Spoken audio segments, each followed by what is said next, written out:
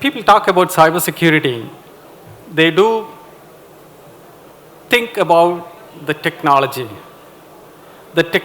of securing cyberspace, securing the product. Now, why are we talking about cybersecurity? Cybersecurity has become a very big business across the world. And why we are talking about cybersecurity? It's basically because people means the cyber criminals keep abusing mobile phones, they keep abusing computers, they keep abusing databases, they keep abusing networks. And just a pause. You can keep your mobile phones in silent mode but switched on. Don't keep your mobile switched off, because you can, you can test certain things in your mobile when I talk. I might ask you to test it in your mobile phone. So just keep it switched on, but silent mode, strictly in silent mode. And so you, at any point of time, your mobile phones can be hacked. At any point of time, your computers can be hacked. At any point of time, your databases can be hacked. At any point of time, your networks can be hacked, whether it is private network or public network. At any point of time, your software can be hacked. For example, hacked in the sense, you have a photo, and photo can be, modified, or it can be created using generative AI techniques. Photo or parts of the photo from parts of the existing photos can be ported to artificial photos or artificial videos using generative and using AI generating techniques, and then abusing fintech systems to manipulate financial data, then abusing software copyright to to infringe software, and then use it, and then modify that, and then use it, sell it for commercial purpose, and then abusing IoT systems, like, for example, abusing electronic weighing machines, abusing SCADA systems for electrical power generation or distribution network, abusing process engineering systems. All these systems are at the risk of being abused from within or from outside. So hacking can happen from within the organization or from outside the organization. Because of these things, this has become a hot topic. Charting the course of a more secure digital ecosystem has become a very important thing. Now, why do we need a better secure ecosystem?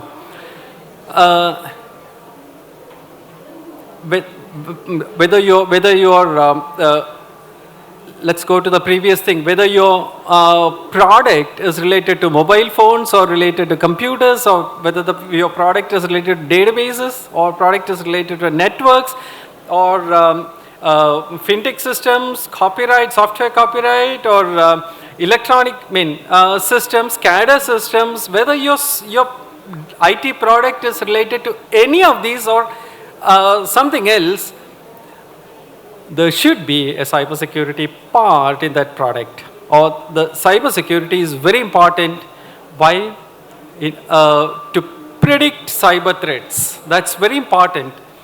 All the cyber threats, all the possible cyber threats, the system should know, or the system, when I say not just your product, the entire IT system across the world should know what are the possible cyber threats. At this point of time, the possible cyber threats yesterday was actually different from the possible cyber threats today. Every day new cyber threats keep coming up. So, and all these cyber threats are to be predicted with the help of a better digital security system. Then to forestall cyber threats, which is very important, because suppose there is a hacking attempt in your system. In your system, suppose there is a hacking attempt. The system should predict it first and then forestall that. It should not be, the system should not allow the the hacker to get into your system and then do all sort of mischievous things. So forestall cyber threats. To ensure user security, which is very important because you are the user of the system, of your system. For example, your mobile phone, you are the user. So the security of your mobile phone is equivalent to your security, the user security. If your mobile is not secure, you are not secure. If your mobile can be hacked and then the hacker can post a WhatsApp message from you, then it will appear in the public as if it is posted by you, and the post will, post can, or negatively affect your social, image, negatively affect your career image, negatively affect your professional image. So whatever the hacker does in your system after hacking can negatively affect your social image, can negatively affect your entire life. So user security is very important. Product security is very important for so why do we need a better digital ecosystem? To predict cyber threats, to forestall cyber threats, to ensure user security, to ensure product security, to ensure data security and integrity, which is very important because the data that is present in your system, in your mobile, whether it is in your mobile, whether it's in your server or in your node, the data should be protected. Next is to leave trails or logs of cyber threats, which is very important. Now, from here onwards, down the lane, from here onwards, most people don't think of. You must be very familiar with the first part of this list, to predict cyber threats, to forestall cyber threats, to ensure user security, to ensure product security, to ensure data security and integrity. When you ask somebody to why do we need better digital ecosystem, people will list out these things. But from here onwards, that's also very important, to leave trails or logs of cyber threats. Now, as she rightly said, how secure we are. She asked the question, how secure we are. We are not at all secure. And we can never be secure, 100% secure. 100% security is, 100% digital security is generally a myth. Every day new and new cyber threats come up, every day new technologies come up, and we are normally running short of the product security length. Now, at some point of time, the product life cycle was something like 2 years. Now it has become 2 months or even less than that. So we don't have time to ensure the digital ecosystem of the product. The most important thing in every digital product, the most important thing is it has to leave trails. Normally you call it audit trails or logs of cyber threats. Then the next is to sense cyber intrusions. Sensing cyber intrusion is very, very, very important in digital ecosystem. For example, suppose a threat is coming in. Your Android or your Microsoft Windows can sense it, or your firewall can sense it. Your firewall must be able to sense 75% of the threats. Your firewall as part of the operating system, firewall as part of the Windows operating system must be able to sense maybe, for example, 90% of the threats, but still none of the products can sense 100%. So there is still opportunity in this particular area. So every cyber intrusion has to be sensed. Now the best example is you take your laptop, say for example, suppose it is running on via Windows, take the event log, Microsoft event log, and just go through the event log. Find out if your event log has already sensed any of the cyber hacks. It's very easy. Just open up the operating system event log and just go through each and every entry in that. There can be several entries of stopping or forestalling cyber threats. Thus you can find out whether your operating system has been set properly to forestall or to predict and forestall the cyber threats. And then to contribute to crime investigations, which is very important. Now, these days, most of the crimes are investigated based on digital data. Most of I'm specialized in crime investigation or the cyber forensic part of digital security. So in order to do a proper crime investigation, whether the crime is rape or murder or that means non-cyber crimes, evidence in many cases lie in the cyberspace. In what way? In the form of trails and logs. Now why they are all leaving? Why these pieces of evidence are left in the cyberspace? Pieces of evidence of a rape. Rape is a physical crime. Pieces of evidence of a rape left in the cyberspace. Why? Because of these trails and logs. Who has left it? The cybersecurity professionals related to every product that you are using, that the girl has used, that the criminal has used. Without their knowledge, a criminal leaves lot of evidence in the cyberspace in the form of audit trails and logs. So we have to be very, very grateful and thankful to the people who cleverly keep or cleverly program the system to leave the audit trails and other transaction logs. Audit trail is a transaction log. There are several other transaction logs. For example, the event log of your operating system, event log of your Android, event log of your iPhone, Apple operating system, any operating system that manner, event log of your firewall, event log of your router, event log of your switch, event log of your whatever it is, whatever digital product. The event log is very, very, very important, and we sense cyber threats, we sense and we predict cyber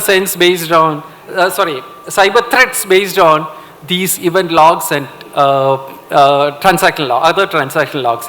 Then to contribute to cyber investigations, these event logs, for example, when I ask you, can I ask you a question? Is that possible? Please. Okay. Where were you on 26th June 2023 at this point of time? Now it's 12:15. No idea? Should I predict? With the help of transaction logs, I can predict where he was. He must have left lot of digital trails across. Now, are you using Geo number or BSNL number? You are using BSNL number. So BSNL can predict everything. BSNL has got lot of information on his BSNL usage. Now he doesn't have to use. Suppose he has not used BSNL number for calling or for texting or anything. He has not used BSNL number. Still BSNL has got data regarding his location, where all he has moved, all those things. So, and that's number one. Number two, he may have used many other rail train booking system, many other apps for that. So all these apps will have lot of digital trails left, and stored for the, and the crime investigators can use this to know where were you, even without asking you. So now, these days, crime investigators have become, a few crime investigators have become very intelligent that they don't even, summon the criminals, summon the hackers. They just, a rape has happened, they go to the digital thing. A burglary has happened, instead of going there and inspecting, they just take a laptop, tuck, tuck, tuck, tuck, tuck, tuck. They predict all these things. This must be the guy. He must have reached there at that, and then pick up that person straight away, interrogate him. That he must be the person. So that's the brilliance. And from where does these, where does these crime investigators get this data? Because of the audit trails and logs. So people, cybersecurity experts who cleverly pre-program the audit trails and logs are actually contributing to crime investigations, are actually contributing to proving the degree of culpability of cyber criminality, are actually proving to, actually helping the user to prove his or her innocence in the crime. Because the crime must have happened in the, say for example, somebody has hacked into your mobile and then did a crime, say by posting something to her. So according to her, you are the criminal, but actually you are the user and you have been hacked by somebody else. He is a criminal and you have to prove your innocence. How will you prove your innocence? Again, only with the help of this cybersecurity trails and logs. Right. So, and to contribute to the modern legal jurisprudence, this is very important. The legal jurisprudence across the world consists of the the kind of cases posted in the cases that had come up in the various courts across the world, the kind of decisions by the courts across the world. Now it has become in this digital world, these sort of digital brilliance in the legal jurisprudence will make the legal community, or will help the legal community enhance the legal jurisprudence with the help of a better digital ecosystem. And many of these things have already happened, many of these things are happening, and a few things, there are scope. Okay, now the next point is, how do you develop these things? How people have developed cyber security up to this point, and how it's going to help? Definitely along the dimensions of, along two different dimensions. One, the technology dimensions, with the help of firewalls, with the help of proxy servers, with the help of VPNs. That's the technology side. Then the next dimension is a human element.